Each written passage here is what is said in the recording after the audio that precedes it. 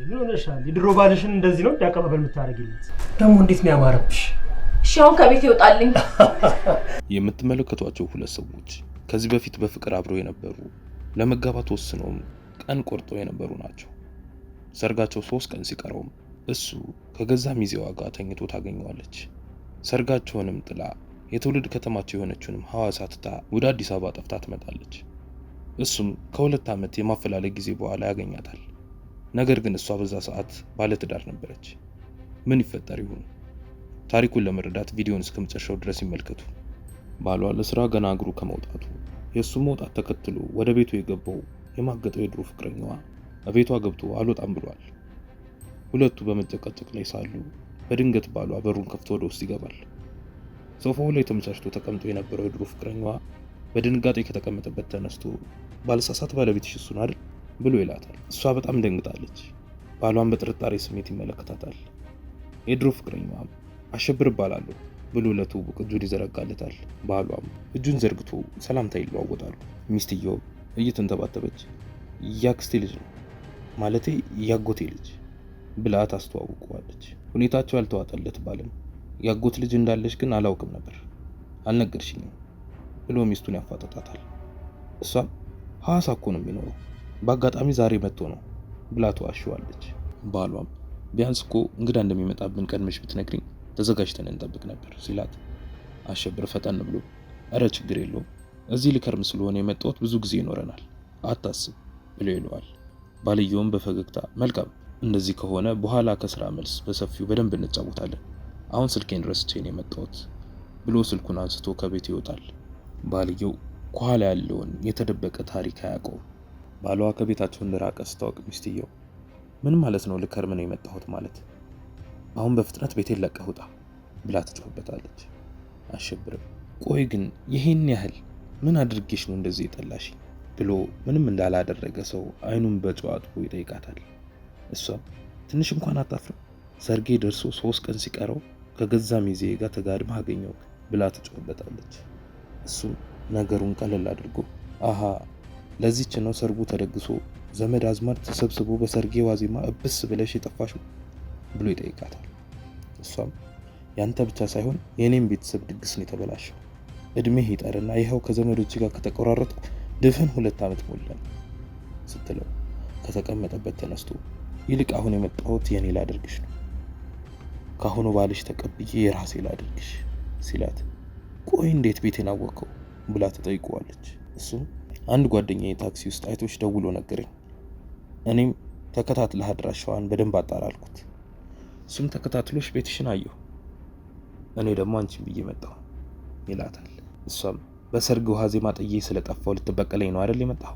አሁን ወሬውን ተይውና ክፍሌን ታሳይኛለሽ ወይስ ራሴ ዞር ዞር ብዬ ልፈልገው ብሎ ይጠይቃታል። እሷም በንዴት ትንሽ አይን አውጣነትክ የበዛ አልመሰለህም ብላ ታፈጥበታለች። እንግዲህ ምርጫው ያንቺ ነው፣ ለባለቤትሽ የኔና ያንቺን ጉዳይ ብነግረው ምን የሚል ይመስልሻል? እኔ ቆንጆ ደግሞ በጣም ነው ያማረብሽ ብሎ ወደሷ ይጠጋል። እሷም በፍርሃት እባክህ አሸብር ልለምንህ፣ ያለፈው ይበቃል፣ በድንገት መጥተህ ሰላም የሆነው ህይወቴን አትበጥብጥብኝ ብላ ትለምነዋለች። በዛኑ ቀን ማታ ባለቤቷ ከስራ በጊዜ ተመልሶ ሶስቱም ተቀምጠዋል። አሸብርና ባሏ መጠጣቸውን ይዘው 1-2 እያሉ ነው። እሷ በፍርሃት ስሜት ጥጓን ይዛ ተቀምጣለች። የእሷን መጨነቅና በፍርሃት መኩራመት ያስተዋለው ባሏ ቲጂዬ ግን ዛሬ ምን ሆነሽ ነው ብሎ ይጠይቃታል። ቲጂም ደንገጥ ብላ አረ ምንም አልሆንኩም እናንተ ተጫወቱ በቃ ብላ ጥላቸው ወደ መኝታ ቤት ትገባለች። በሁኔታዋ ግራ የተጋባው ባሏ ምን ሆና ነው ብሎ አሸብርን ይጠይቀዋል። አሸብርም ተዋት በእኔ የተነሳ ነው እንደዚህ የምትሆነው ይለዋል። በመልሱ ግራ የተጋባው ባሏ ማለት ለምን ብሎ ይጠይቀዋል። አሸብርም አረ እኔ ነገ ጠዋት እሄዳለሁ፣ ለነገሩ ድንገት ነው የመጣሁባችሁ ብሎ ድራማውን መስራት ይጀምራል።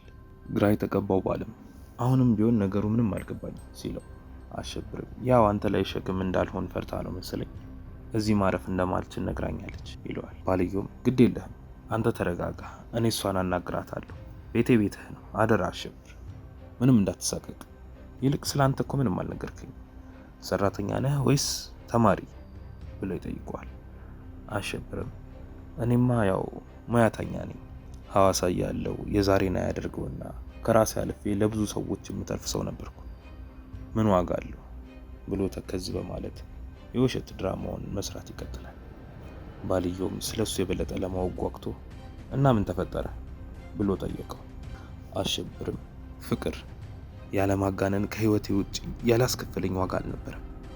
ልቤ ተሰበረ። ሀብት ንብረቴን ሁሉ የከፈልኩላት ፍቅረኛዬ ሰርጋችን 3 ቀን ሲቀረው በገዛ አልጋዬ ላይ ለዛውም ከሚዜ ጋር ያስኳት ብሎ በሐዘን ስሜት ተውጦ ራሱ የሰራውን የክፋት ስራ ገልብጦ ዋሽቶ ለባሏ ነገረው። ባሏም በጣም አዝኖለት በጣም ያሳዝናል፣ በጣም ነው የሚያናድደው ብሎ ይለዋል። አሸብርም ችግር የለውም እሱ እኮ ይቅር፣ ሰርጉም ተደግሷል፣ እኔም ከሷ ውጭ መኖር ይከብደኛል ብዬ ይቅርታ አደረኩላት።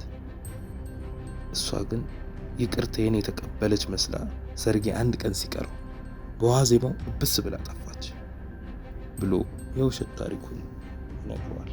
ባልየው በጣም በብስጭት እሺ የመጀመሪያው ሲሆን እንዴት ሰርግ ተደግሶ በዋዜማው ትጠፋለች? ምን አይነት ጨካኝ ሴት ናት? ለመሆኑ ወዴት እንደጠፋች ሳውቃል ብሎ ይጠይቀዋል። አሸብርም ተከዝ ብሎ አዲስ አበባ አንዱን አግብታ እየኖረች ነው አሉ። አሁን ምን እንደሚሰማኝ አላውቅም። ቤተሰቦቼ በሰርጉ ምክንያት ዓይንህን ላፈር ብለውኛል፣ የምወደውም ስራ አስጠልቶኛል ብሎ በሐዘን ተውጦ ይነግረዋል። ባሏም አይዞህ ወንድሜ፣ ያለፈ ታሪክህን አንስቼ አስታውስኩ፣ ይቅርታ፣ በአንድ ሴት እንደዚህ ተስፋ ልትቆርጥ አይገባም፣ እኔ እረዳሃለሁ ብሎ ያጽናነዋል። አሸብርም በእውነት አንተ ጥሩ ሰው ነህ፣ በጣም አመሰግናለሁ ብሎ ይለዋል። በነጋታው ጠዋት ባልየው ወደ ስራ ለመሄድ እየተዘጋጀ ቲጂም ከመኝታዋ ተነስታ አልጋቸው ላይ ተቀምጠው ሸሚዙን እየቆለፈ ነው። ባልየው ሰው እንዴት እንደዚህ ጨካኝ ይሆናል ብሎ ይጠይቃታል። ቲጂም ግራ በመጋባት ምንድነው ማሬ ብላ ትጠይቀዋለች። ባሏም ቆይ እንዴት እንደዚህ ታደርጊያለሽ ብሎ በትዝብት ይጠይቃታል። ቲጂም ቆይ ደግሞ እኔ ምን አደረኩ ብላ ትመልስለታለች። እሱም በሰርጉ ዋዜማ ብሎ ንግግሩን ሲጀምር ቲጂ በድንጋጤ ነፍሷ ከስጋዋ ሊለያይ ደረሰ። አይኗን አፍጣ አይደለም እኮ ብላ መንተባተብ ስትጀምር ባሏም ቆይ ምን አፋለኝ ብለሽ ታወሪያለሽ ይላታል። በሐዘን ስሜት ቲጂም ፈጠን ብላ እንደሱ እኮ አይደለም ማረ ይሄውልህ ብላ ታሪኳን ለመናገር ስትጀምር በሴት ተጎድቶ መምጣቱን እያወቅሽ እንዴት ፊት ትነሽዋለሽ ብሎ ይቆጣታል። ቲጂም እውነተኛውን ታሪክ እንዳልተናገረ ስትረዳ ራሷን አረጋጋችና በሴት ብላ ባሏ ትጠይቋለች። እሱም እና እጮኛው ከሚዜው ጋር እንደማገጠች እና በሰርጉ ዋዜማም ጥላው እንደጠፋች አላቅም ነው የምትይ ብሎ በንዴት ይጠይቃታል። ቲጂም እሱማ አውቃለሁ፣ ግን እኮ እንዳትጨነቅብኝ ብዬ ነው፣ ታስብ በቃ እኔ ሁሉንም ነገር አስተካክለዋለሁ ብላ ታረጋጋዋለች። ቲጂም ባሏን ወደ ስራው ሸኝታ በቤት ውስጥ ያላትን ስራዎች ጨራርሳ ከቤቷ ስትወጣ አሸብርን በረንዳ ላይ ቁጭ ብሎ ትመለከቷለች። ቆይ ግን አንተ ታሪኩን ገልብጠህ ለባሌ ነገርከው አይደል ብላ ትጮህበታለች።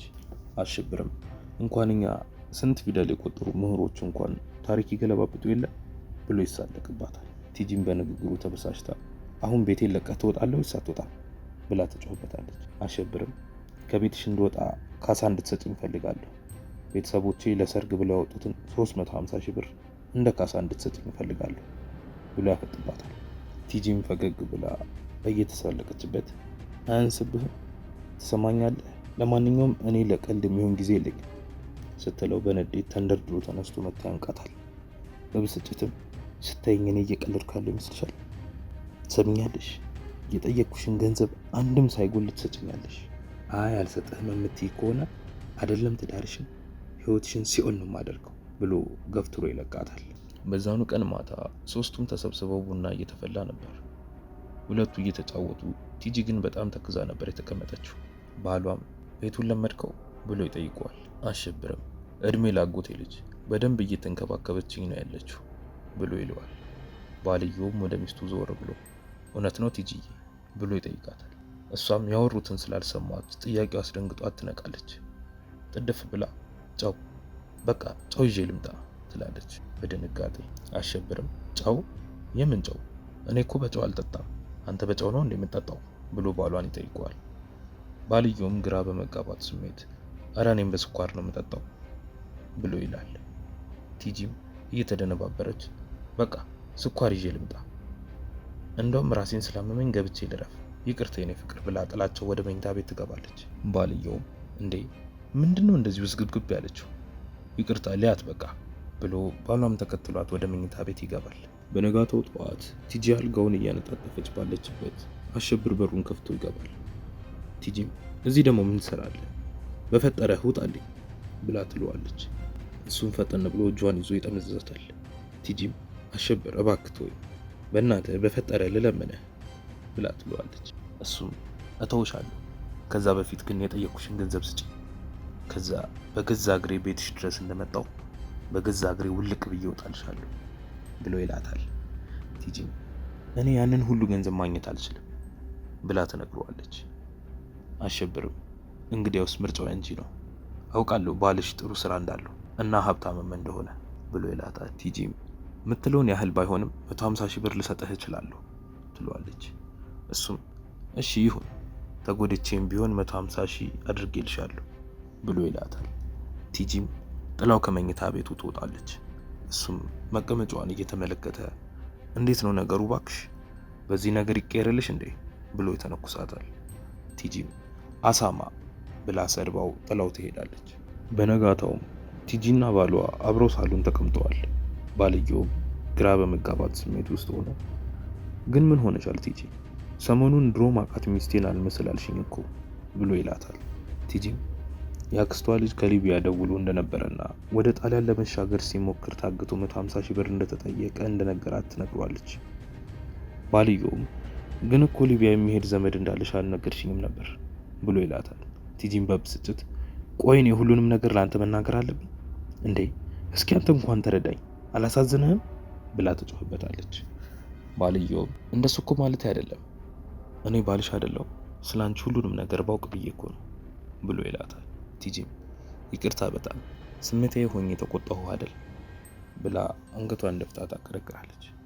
ባልየውም የሰሞኑ ጭንቀት ሺህ ነበር ማለት ነው ብሎ ይጠይቃታል። ቲጂም አዎ ውዴ፣ ገንዘቡን በጊዜ ካናክልለት ይገሉታል ብላ ትለዋለች። እሱም እሺ ቢያንስ ትንሽ ጊዜ እንኳን ስጪኝ ብሎ ይጠይቃታል። እሷም ምንም ጊዜ የለንም፣ ከቻልክ ገንዘቡን አሁኑን ውስጠኝና ሄጅ ልላክለት ትለዋለች። እሱ እሺ በቃ አትጨነቂ፣ የሚደረገውን ነገር ሁሉ እናደርጋለን ብሎ ይላታል። ቲጂም በደስታ ተነስታ ታቅፈዋለች። በዛኑ ቀንም ቲጂ የደጃቸውን በር ከፍታ ትገባለች። በእጇ ተለቅ ያለ ቦርሳ ይዛለች። ወደ ውስጥ ስትገባ አሸብር ግቢያቸው ውስጥ ተቀምጦ ታገኘዋለች። እሱም ፈጠን ብሎ ገንዘቤን አመጣሽው ብሎ ይጠይቃታል። ቲጂም የያዘችውን ቦርሳ ትወረውርለታለች። ፈጠን ብላ ከቤት ይውጣልኝ በቃ ብላ ትጮህበታለች። አሸብርም እሄዳለሁ አልኩሽ እኮ ምን ያስቸኩልሻል?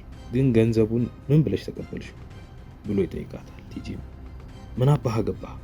አሁን ቶሎ ብለህ ቤቴን ለቀህ ውጣልኝ ብላ ትጮህበታለች። አሸብርም አረ ይህን ሁላ ቀን የተንከባከበኝ ወንድሜንማ ሳልሰናበተው አልሄድም፣ እሱን እሰናበተውና ነገ ሄድልሻለሁ ብሎ ይላታል። የዛኑ ቀን ማታ አሸብርና ባልየው ሳሎን ውስጥ አብረው ቁጭ ብለዋል። ባልየው እኔ የምልህ አሼ ስደት የሄደ ዘመድ አላችሁ እንዴ ብሎ ይጠይቀዋል። አሸብርም እኔ እንጃ ግን ለምን ጠየቀኝ ብሎ ይለዋል። ባልየውም አይቶ በቃ ይቅር ሲለው አሸብርም ነገሩ እውነትህን ነው፣ ብንተወው ነው የሚሻለው፣ በነገራችን ላይ ነገ ጠዋት ወደ ሐዋሳ ልመለስ ነው ብሎ ይነግረዋል። ባልየው ምን ነው እዚህ አልተመቸህም እንዴ ብሎ እየጠየቀው ሳለ ቲጂ ቶ መሄድ ካለበት ይሄድ ትለዋለች ከመኝታ ቤት እየወጣች። አሸብርም ዞር ብሎ እኔ ምልሽ ቲጂ ስደት የሄደ ዘመድ አለን እንዴ ብሎ ይጠይቃታል። ቲጂ አዎ እንዳለ እኮ ነው ብላ ተንተባተበች። አሸብርም የቱ አላስታወስኩትም ይላታል። ቲጂም ሕፃን ሆናችሁ ስለተያያችሁ ላታስታውሱ ትችላላችሁ አለችው። አሸብርም ነገሩ ገብቶት እንዴ እንዳለ እንዴት እረሳዋለሁ? ያ ትንሽዬ ልጅ አድጎ ለስደት በቃ ብሎ ነገሩን ያድበሰብስላታል። በነጋታው ጠዋትም ቲጂ መኝታ ቤቷ ውስጥ ሆና ተኝታ ስልኳን እየነካካች ባለችበት አሸብር በሩን ከፍቶ ወደ ውስጥ ይገባል። ቲጂ በድንጋጤ ከተኛችበት ፈንጠር ብላ ተነስታ እንዴ አልሄድክም እንዴ ብላ ተጠይቀዋለች። አሸብርም አንቺን ጥሎ መሄድ ከበደኝ፣ ከመሄዴ በፊት ግን ከአንቺ ጋር እዚህ አልጋ ላይ መተኛት እፈልጋለሁ ብሎ ታፏን ይነካታል። ቲጂም በፍርሃትና በድንጋጤ ስሜት ውስጥ ሆና እሱን መቼም እንዳታስበው እሺ አሸብርም በጣም ጥሩ እንግዲያውስ ምርጫው ያንቺ ነው ብሎ ለማስፈራሪያ ስልኩን ከኪሱ ያወጣዋል። አሁኑኑ ለባልሽ ደውዬ በሰርጌ ዋዜማ ጥለሽኝ እንደሄድሽና ለዚህ ደግሞ ካሳ የሚሆን 150 ሺህ ብር ዋሽተሽ ተቀብለሽ ለኔ እንደሰጠሽ እነግረዋለሁ ብሎ ሲላት ቲጂም በፍርሃት ቆይ ግን ምን ያክል በበድልህ ነው በክፋትህ እንደዚህ ጨክነህ የተነሳው ትለዋለች። አሸብርም ከመደወሌ በፊት አሁን ልብስሽን ታወልቂያለሽ ወይስ አታወልቂም ብሎ ያስፈራራታል። ቲጂም በፍርሃትም በንዴትም ስሜት ውስጥ ሆና ትሰማኛለህ ካንተ ጋር ከምተኛ ሞቴን እመርጣለሁ እሺ ደግሞ አትርሳ ራስነ ሰርጋችን 3 ቀን ሲቀረው ከገዛ ሚዜ ጋር ተጋድሜ የተገኘው ብላ ትለዋለች። አሸብርም ደግ አደረኩ ደግሞ ትሰማያለሽ ባለቤትሽ ካንቺ ይበልጥ እኔን ነው የሚያምነው አሁን ቶሎ ብለሽ አውልቂ ብሎ ያዛታል። ቲጂም በፍርሃት እናት አለ አይደል በእናትህ ተወኝ ብላ ትለምነዋለች። ልመናዋን ችላ ብሎ እግሯን ጎትቶ አልጋው ላይ ያስተኛታል። ከላይዋ ላይም ወጥቶ ልብሷን ለማውለቅ መታገል ይጀምራል። ቲጂም ተነሳልኝ እባክህ ተነሳልኝ ብላ ትለምነዋለች። ነገር ግን ሊሰማት ፈቃደኛ አልነበረም። አሸብር በጉልበት ሊያስወልቃት ይታገላል። ቲጂም አስቀምጦት የነበረውን የቢራ ጠርሙስ ለማንሳት እየሞከረች ነው። አሸብር መታገሉን አላቆመም። እንደምንም ብላ ጠርሙሱን አንስታ ጭንቅላቱን ትለዋለች። ሳያስበው ሲወድቅ የአልጋውም ጠርዝ ይገጨውና ይዘረራል። ቲጂም ፈጠን ብላ ከአልጋው ላይ ትነሳለች። በድንጋጤና በፍርሃት ስሜት ውስጥ ናት። ድንገት ቀና ስትል ቁምሳጥኑ ላይ የሷም የባለቤቷም ያልሆነ ስልክ ትመለከታለች። አሸብር ነበር በድብቅ ያስቀመጠው። ሁሉንም ድርጊት ቀርጾታል። ለሷ አሪፍ ማስረጃ ነበር። ከትንሽ ቆይታ በኋላ አሸብር እዛው በተዘረረበት ነው ያለው። የቤታቸው በር ይከፈታል። ባሏ ነበር። ስሟን እየጠራ ወደ መኝታ ቤት ይመጣል። መኝታ ቤት ሊገባ ሲል አሸብርን ተዘርሮ ያየዋል። ይደነግጣል። እየተርበተበተ ቆይ ምንድነው የሆነው ቲጂ እያለ ወደ መኝታ ቤቱ ይገባል። አሸብርንም ለመንካት ፈርቶ ዘሎት ያልፋል። ቀስ ብሎ ልብ ምቱን ቼክ ሲያደርግ ሞቷል። ዞር ሲል ደብዳቤና ቪዲዮ የተቀረጸበትን ስልክ ይመለከቷል። ደብዳቤውን አንስቶ ማንበብ ይጀምራል። ደብዳቤውም እንዲህ ይላል ሁሉንም እውነት ስልኩ ላይ የተቀረጸው ቪዲዮ ላይ ታየዋለህ። እኔን አትፈልገኝ ሁሌም ቢሆን እወድሃለሁ የኔ ውድ ብላ ጽፋለት ጥላው ሄዳለች። ባልየውም ሙሉ ቪዲዮውን ቁጭ ብሎ ይመለከተዋል። እናንተ በልጅቷ ቦታ ብትሆኑ ምን ታደርጉ ነበር? ሐሳብ አስተያየታችሁን ኮሜንት ላይ አጋሩኝ። ይህንንም ቻናል ሰብስክራይብ፣ ቪዲዮንም ላይክ፣ ሼር አድርጉልን። ቪዲዮ ስንለቅ ቶሎ እንዲደርሳችሁ የደወል ምልክቱን መጫን አትርሱ። ስለተከታተላችሁን እናመሰግናለን። በሌላ ቪዲዮ እስክንገናኝ በሰላም ቆዩልኝ።